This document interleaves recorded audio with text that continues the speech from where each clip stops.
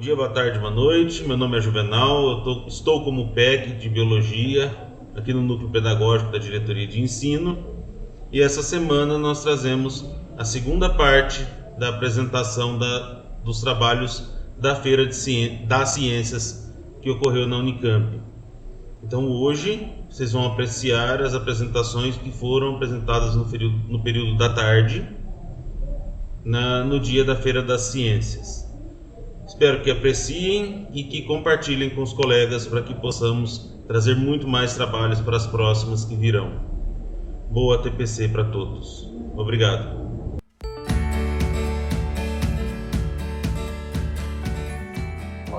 Bom dia, gente. Tudo bom? Boa tarde, tá?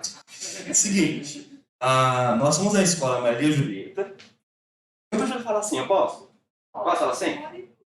Seguinte, mais fácil. Depois, se vocês quiserem, eu dou para vocês, tá bom? Vai lá, Alex. Seguinte, a gente é da Escola Maria de Feita de Código Cartesani. Eu sou a... Vamos apresentar o primeiro. Isso aqui é a... Clara. Isso aqui é a Bonita e a...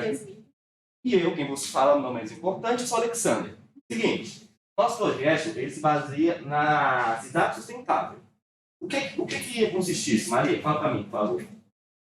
O nosso projeto também foi feito primeiramente para um trabalho feito para o nosso itinerário de hábitos sustentáveis e a gente pensou em como poderia ser uma cidade sustentável. Ligada com a ODS 15, que a gente estava aprendendo sobre as ODS, 17 ODS. E é isso. Seguinte, o que acontece? Por que a gente pensou nisso? A questão do problema.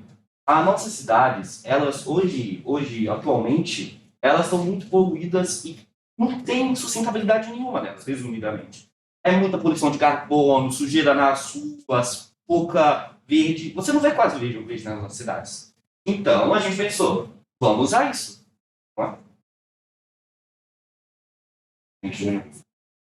Cadê? Qual que foi? Peraí, você quer que vamos. Tem bastante coisa. Tem bastante coisa.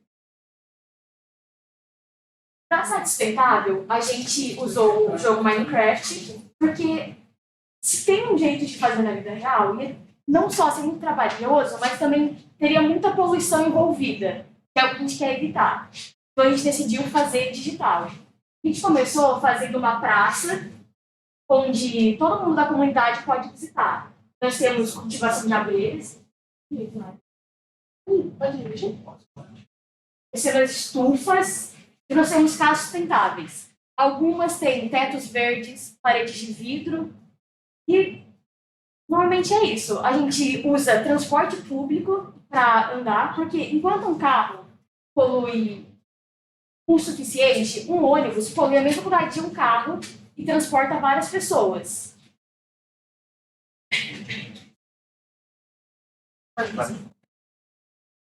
A gente tem uma plantação comunitária também, que é não só uma fonte de alimento, mas também pode ajudar no gasto de energia. Quando você tiver... Em vez de você ficar muito tempo em casa, preso, você pode plantar e ajudar na comunidade, junto com as comuniteiras.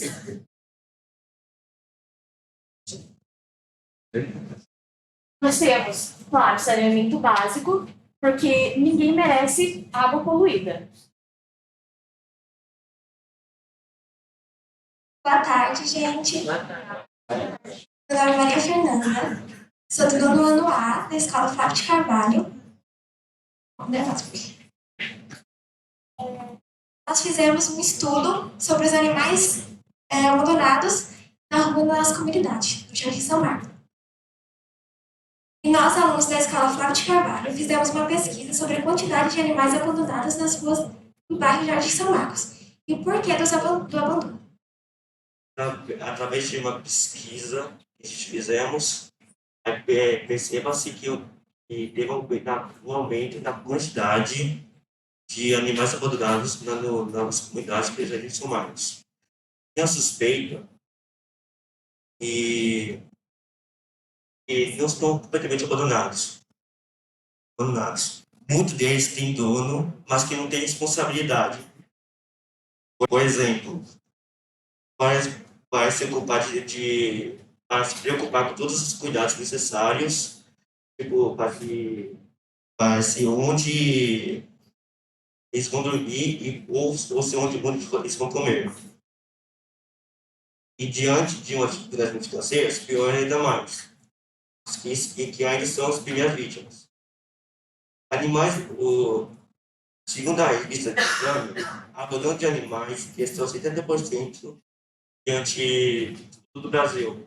Em uma revista da Memória Animal, perceba-se que quando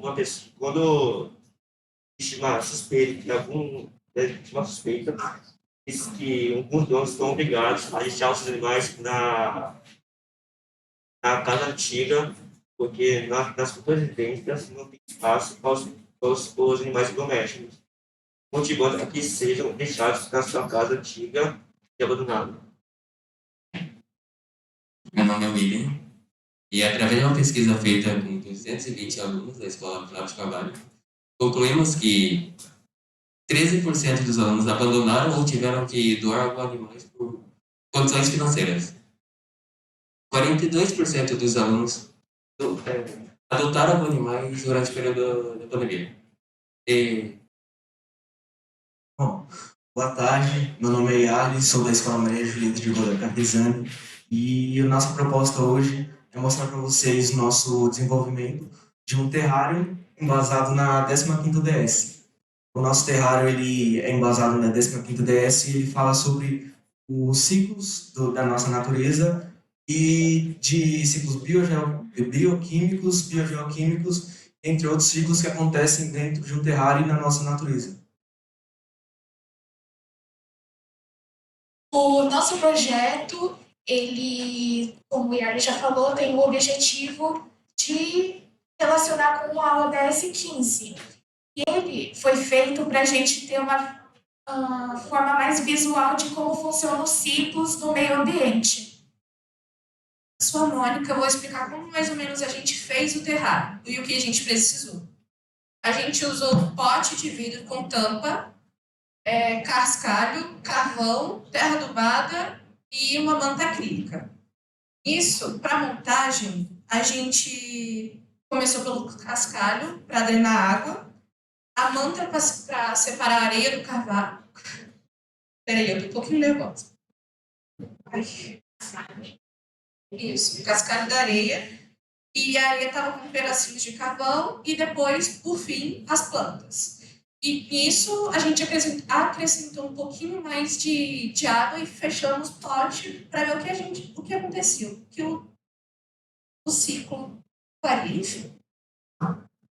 E como resultado, eu queria falar que o terrário foi montado antes de setembro, então ele tem um tempo que está funcionando e a gente percebeu que ele funcionou alguns ciclos, como da água, do carbono, do nitrogênio, que a gente viu tudo. Então a gente percebeu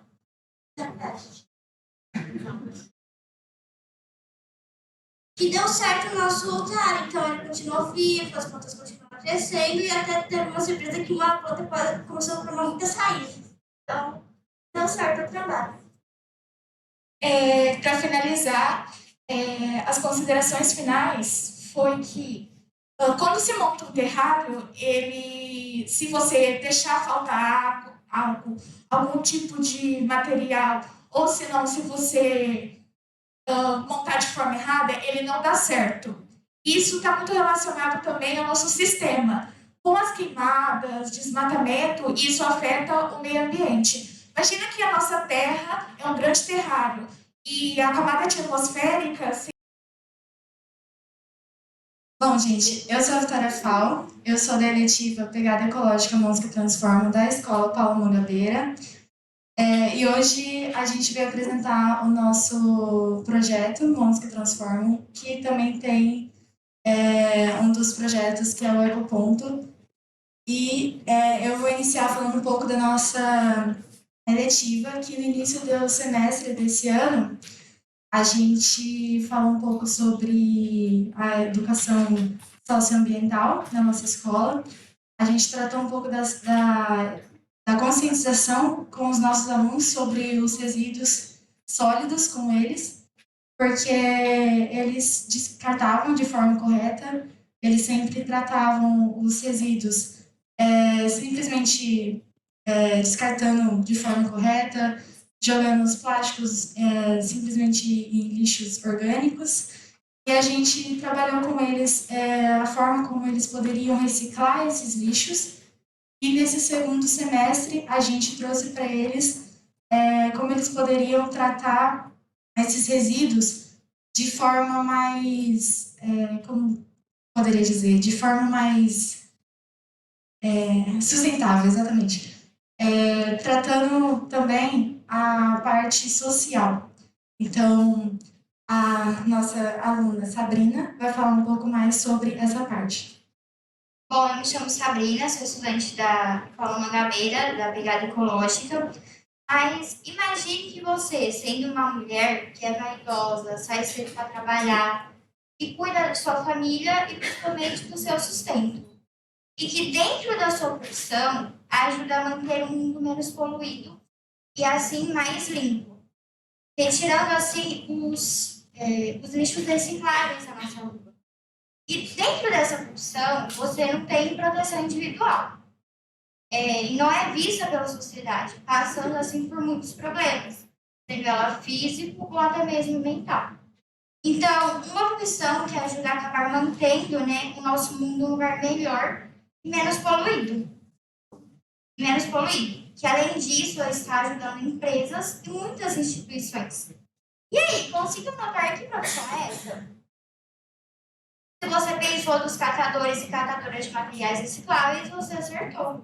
Que representam cerca de 7.000 trabalhadores em todo o Brasil, compostos por 70% mulheres trabalhadoras. Então, essa profissão, assim como qualquer outra, ela merece ser valorizada e principalmente respeitada pela sociedade. E através disso, uma profissão que é digna, que ajuda a tornar o nosso mundo um lugar melhor. Olá pessoal, eu sou o Rian, sou da eletiva Pegada Ecológica Música Transforma, e hoje eu vim falar um pouco da minha função na eletiva, que é a produção artística, sou responsável pela parte documental, podcasts e redes sociais. Vamos também fazer um documentário sobre a conscientização da educação ambiental e destino correto de resíduos produzidos na nossa escola.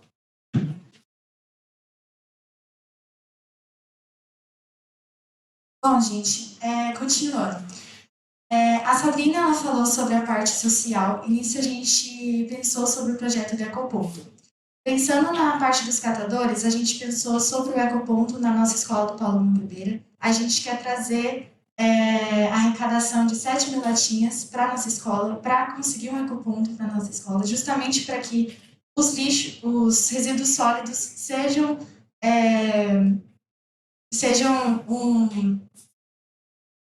descartados de forma correta e que também os catadores eles consigam esses resíduos e que as cooperativas consigam levar esses resíduos para serem reciclados de forma correta. Os nossos alunos e professores, eles abordaram essa arrecadação com muito carinho, eles abraçaram essa arrecadação. Eles estão sendo bastante, como posso dizer, parceiros e bem competitivos, porque nós estamos conseguindo um número bem alto, estamos quase lá, a nossa meta é 7.000 e estamos conseguindo. E aos poucos a gente vai... Muito boa tarde, gente. Meu nome é Ana Clara dos Santos, eu sou do primeiro ano A. Boa tarde, eu sou Larissa Vicente Medeiros, sou do primeiro ano B e nós somos da PEI Flávio de Carvalho. Foi proposto para a gente fazer um trabalho sobre impostos, com a intenção de começar a ensinar a gente sobre educação financeira e política. E eu já adianto que funcionou muito bem. O que são impostos? Para que eles servem? Basicamente, os impostos são um salário para o país. Digamos que os impostos estão para o país como o salário está para a dona de casa. Ele serve basicamente para custear despesas. Bom, basicamente isso. O que seriam custear despesas? A construção de locais públicos para o povo. Ou seja, escolas, hospitais, praças. E também para pagar o salário dos funcionários públicos, como os professores. Também é utilizado para, caso aconteça algum tipo de imprevisto, o país possa ajudar os seus cidadãos. Como assim? Bolsa Família, por exemplo. Ou bolsas para estudantes universitários. Foi proposto para a gente uma maneira diferente. Como assim uma maneira diferente? Uma maneira diferente de ensino. Mostraram para a gente uma coisa que chama impostômetro, que foi o que realmente mais fez nós abrirmos os nossos olhos, sabe? Bom, esse trabalho foi um trabalho interdisciplinar. Ai, gente, que nervoso, viu? Nossa Senhora! Olha pra mim quando você tá fazendo joia. Vou dar orgulho pra você, tá? Vou dar orgulho pra você. Esse trabalho foi... Verdade. Tá. Gente, esse trabalho foi um trabalho interdisciplinar com as disciplinas de filosofia, história, práticas experimentais e matemática. Bom, como a Ana disse, esse trabalho foi um pouquinho diferente. A gente fala tanto de aprender na prática e a gente tá tão acostumado com a rotina que a gente não percebe os detalhes. Vocês já pararam para pensar que tudo tem imposto? Isso aqui tem imposto, isso aqui tem imposto, isso aqui tem imposto, tudo tem imposto. E a gente paga, todo dia a gente paga. Só que a gente acaba não percebendo. Com a ajuda dos professores, eles falaram pra gente pegar as notinhas do nosso dia a dia mesmo, cotidiano, farmácia, mercado. E a gente calculou. Gente, isso deu um valor tão absurdo que eu acho que não só a minha sala, né? A sua também. Foi tipo, meu Deus, como assim? A gente paga tudo isso de imposto? E aí vem a questão.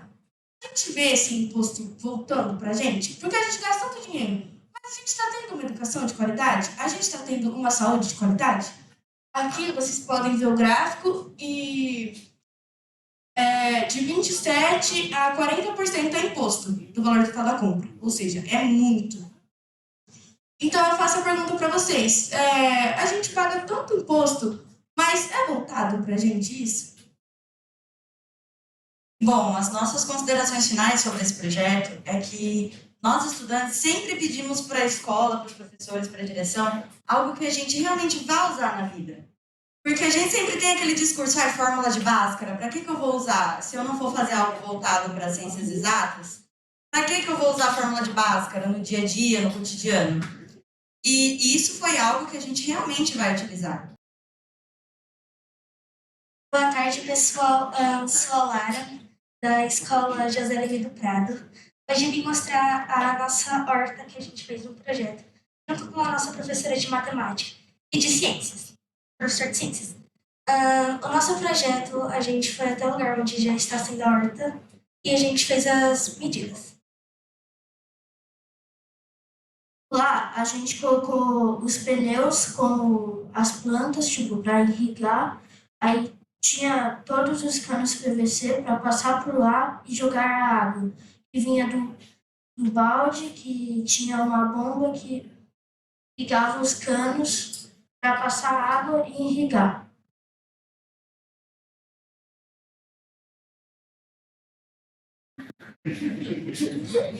Bom, a gente fez a medida da área, como falaram a Laura de matemática, fizemos as medidas, utilizamos o comprimento e a largura do espaço que a gente tinha e passamos por uma planta baixa e fizemos o desenho e entregamos. Bom, eu sou o Vinícius. Aqui a gente tem uma espécie de maquete da nossa horta. Então, se vocês verem aqui, tem bastante coisa, né? Aqui seria a horta. Esses canos aqui são os canos que passam a água. Aqui tem uma plaquinha que ela detecta se a terra está seca ou se ela está úmida. Se ela estiver seca, vai descer água. E se ela estiver úmida, vai parar. Aqui a gente tem uma peça de Arduino. Ele processa informações e passa uma espécie de chave E é como se fosse um liga e desliga. E quando... Relevo. Obrigada, professor. Quando ele liga, a bomba liga e vai a água para lá. Então ela começa a cair. Basicamente essa é a parte elétrica. Então isso inclui aula de matemática, de tecnologia e ciências. Isso, tira o sensorzinho. Aqui, enquanto tá úmido, né? Então tá quebrado. Vem aqui.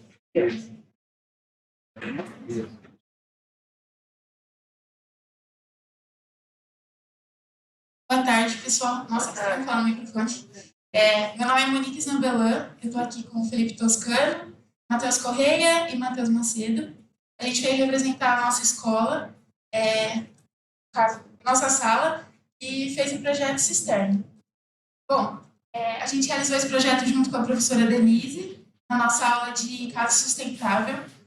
A gente sempre discutiu, né, meios e substituições que a gente pode fazer dentro da nossa casa para transformar a nossa residência, a nossa vivência, em uma vivência sustentável. Em uma roda de conversa, a gente chegou no assunto, né, de falta de água e do gasto de água, que em Vinhedo, que é a cidade que fica na nossa escola, enfrenta muito assim, um problema de racionamento de água, principalmente nos meses de junho e julho, onde tem falta de chuva. E aí a gente chegou na cisterna, que dá tanto para a gente colocar na escola quanto nas residências. Aí um outro impasse foi onde colocar essa cisterna. Primeiro a gente pensou em pôr na horta, onde a gente pretende colocar um sistema de irrigação automático semelhante a esse que acabaram de apresentar, mas a nossa horta ainda está em processo de reconstrução, porque ela ficou inativa por muitos anos, e agora um grupo de alunos qual a gente faz parte está tentando voltar, mas se colocassem a cisterna agora lá, ela ficaria inativa. Então a gente pensou em colocar ela em outro ambiente que utiliza água o tempo todo, que é o banheiro. Então a gente decidiu que ia fazer uma cisterna para usar a água da chuva para dar descarga nos banheiros. Agora meu colega Matheus vai explicar um pouquinho melhor. Boa tarde a todos, tudo bem? Meu nome é Matheus, é um prazer conhecê-los e eu vou falar um pouquinho, né, sobre o desenvolvimento ao longo desse trabalho que nós tivemos. Primeiramente, como a Monique disse, a professora Denise, né, ela chegou e falou com a gente sobre essa feira de ciências. Nós nos interessamos pelo assunto, né? Então a gente logo se reuniu, começou a fazer alguns debates, né? Uma conversa para ver que tipo de projeto a gente poderia fazer, até que a gente chegou no projeto da cisterna, né? Então, a partir disso, a gente já iniciou algumas pesquisas, né, básicas também. Como fazer uma cisterna, como medir também, né, para a gente implementar, se fosse implementar. Então, a partir dessas pesquisas, a gente já conseguiu já basear e criar o projeto escrito da nossa cisterna, né? E a partir desse processo, a partir desse projeto, a gente já começou a inicialização do protótipo também. Como ela disse anteriormente, né, se a gente... confundi. Então, a gente já fez a inicialização aqui do protótipo, né? Aqui, como vocês podem ver, a gente usou um pedaço da quadra porque durante nossas pesquisas, né, a gente foi medir os 2 prédios envolvidos, no entorno dos prédios, e a gente percebeu que o telhado inteiro da quadra não seria necessário para encher a cisterna. Apenas 1/4 desse telhado seria necessário, né, para encher nossa cisterna. Então, a gente fez sobre o modelo, ela está sobre medida, a gente usou uma escala de 3/100, por 100, e nós fizemos tudo sobre medida. Bom, eu vou falar então um pouco sobre a cisterna em si, né? Vocês podem ver, a gente utilizou alguns materiais, como isopor, papelão, tinta acrílica, porque ela pega melhor. Quem quiser saber o nome do isopor, o nome dele é Depron 5 minutos. Então, aqui na cisterna, né, a gente utilizou o isopor também, só que o curioso é o seguinte, a gente vai instalar, né, as calhas no canto do telhado para coleta da água, e a partir dessas calhas vão descer para a cisterna, por exemplo, aqui, desse cantinho aqui.